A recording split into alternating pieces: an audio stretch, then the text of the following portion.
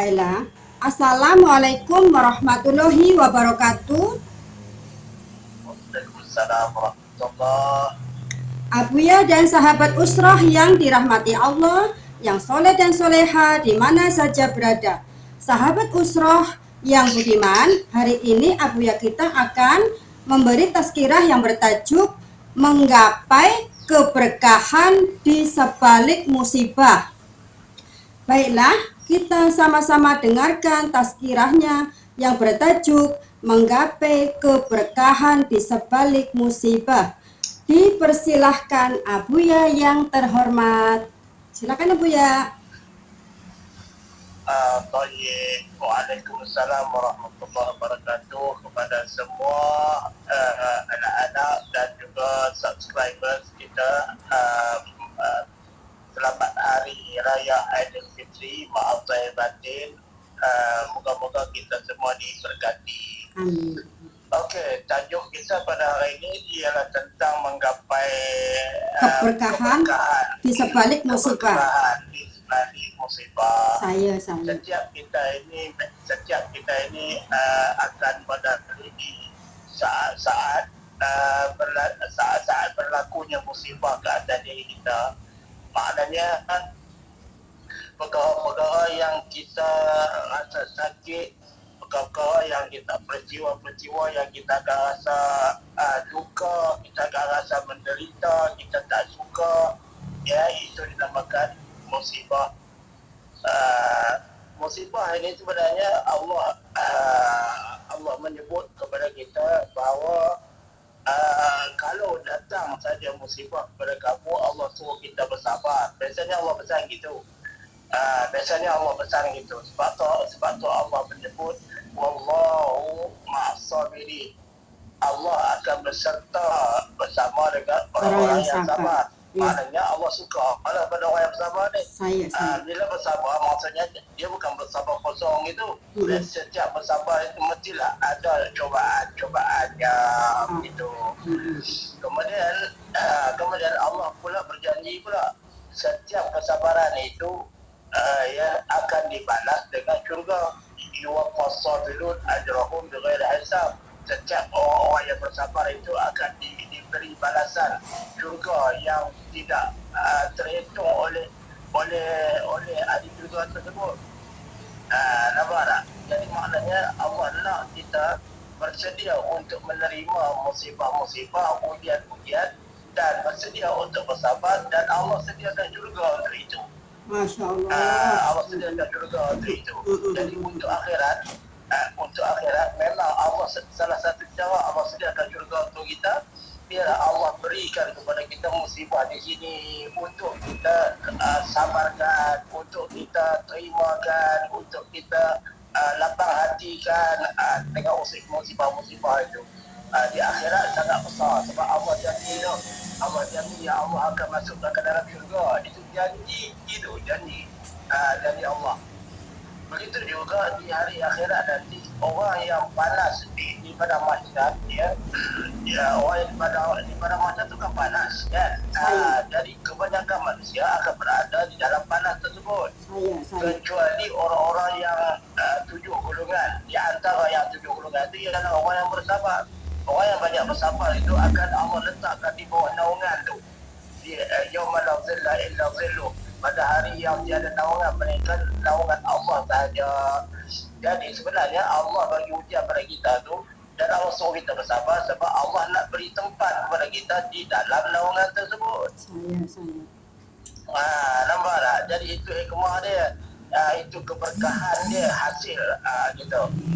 Kemudian di sini pun di dalam dunia ni pun andainya kalau kita terima musibah, ya, kita harus bertenang, kita harus menggunakan kewarasan fikiran, kita kena menggunakan fikiran untuk selesaikan masalah. Kemudian kita kena berusaha untuk mencari solusi untuk menyelesaikan masalah penuh dengan kesabaran, ketenangan, maka kita akan dapat hasil yang lebih besar. Kita akan dapat hasil yang besar, kita akan dapat satu keputusan yang cantik, hikmah yang begitu hebat. Jadi kita sebenarnya apabila Allah bagi musibah pada kita, banyaklah keberkahan dan kehebatan yang Allah akan bagi selepas pada itu. Cuma nak kena sabarlah. Gitu, nak kena bertenang, nak kena cari solusi, jangan gelabah, jangan galau sangat. Kalau sekadar galau sikit-sikit itu biasa kita manusia, tapi kalau terlalu risau, terlalu gundah gulana, kan, terlalu terseksa batin, itu dah tak pandai dah tu nak menghadapi musibah. Macam itu. Jadi kita, Allah tawarkan diri dia sebagai pelindung untuk orang bersabar.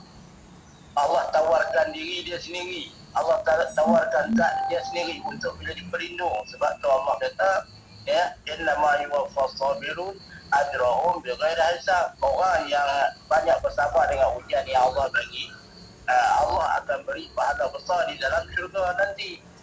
Itu janji Allah. Maknanya Allah letak diri dia sendiri sebagai pembela kepada orang yang bersabar. Begitu. Jadi kita apabila bersabar, Allah nak berikan kasih sayang kepada kita.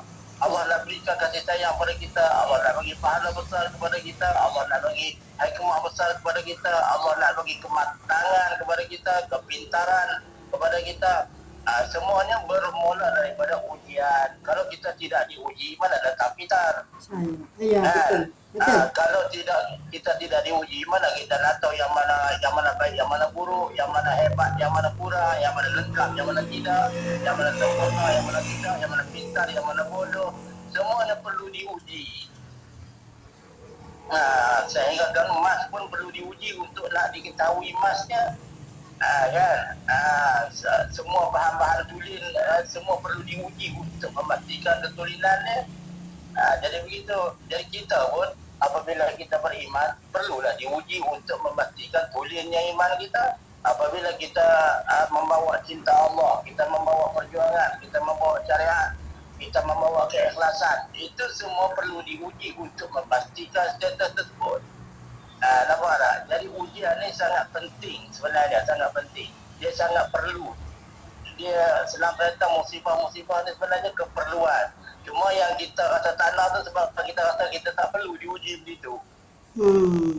Kita rasa kita tak perlu. Kenapa aku perlu diuji gini? Kenapa aku perlu di musibah gini? Kenapa aku dikenakan ini? Apa salah aku? Kita biasanya gitu lah. Itu rumutan kita. Ya saya.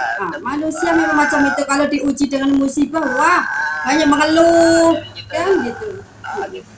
Yalah, sehingga kan kalau pahit sikit kenapa pahit, pedas sikit kenapa pedas, masin sikit kenapa masin, gitu kan. Jadi hasilnya sebenarnya kita perlu diuji. Sebab itu adalah satu keperluan. Kita semua perlu diuji, siapa-siapa pun. Kalau dalam kita belajar pun perlu ada ujian, barulah boleh meningkat pelajaran-pelajaran kita. Kan? Kalau kita mau pangkat pun perlu diuji dengan tugasan-tugasan yang berat-berat, selesaikan masalah supaya kita boleh naik pangkat. Jadi begitu. Di sisi Allah pun begitu. Kita nak naikkan darjat tu, Allah nak angkat kita, Allah nak istimewakan kita. Maka Allah beri ujian-ujian untuk kita lalui. Daripada itulah nanti barulah Allah naikkan satu persatu, Allah tambahkan satu persatu, dan akhirnya kita akan dapat bertemu Allah dan melihat wajah Allah di akhirat nanti. Gitu. Jadi itulah besarnya peranan ujian itu, peranan musibah itu. Sebab tu Allah menyebut orang beriman itu apabila ditimpa musibah akan membuat satu pengakuan, inna lillahi wa inna ilaihi raji'un. Kita ini Allah punya dan kita ini akan kembali pada Allah juga. Itu pengakuan. Jadi itulah pengakuan akidah kita, memberi isyarat yang kita redha dan kita puas hati dengan ujian yang datang pada kita. Sebab yang bagi ujian tu Allah, bukan orang lain. Gitu. Jadi cakap itu untuk sentuhan kita pada kali ini, dan moga-moga kita semua mampu menerima musibah dengan penuh kesabaran kerana Allah. Wallahualam. Terima kasih. Baiklah, terima kasih Abu ya di atas ilmu tazkirahnya yang padat, pendek, tapi sangat senang difahami. Tri pun senang memahami atas kira Abu ya gitu. Alhamdulillah. Semoga sahabat YouTube, sahabat Usro nanti menyimak tazkirah dari Abuya, insya Allah ya Bu ya. InsyaAllah, jazakumullah. Baiklah, Tri mohon undur diri dulu. Lain kali Tri minta ilmu lagi pada Abuya, insya Allah. Assalamualaikum warahmatullahi wabarakatuh, Abuya. Waalaikumsalam warahmatullahi wabarakatuh. Terima kasih semua. Sama-sama.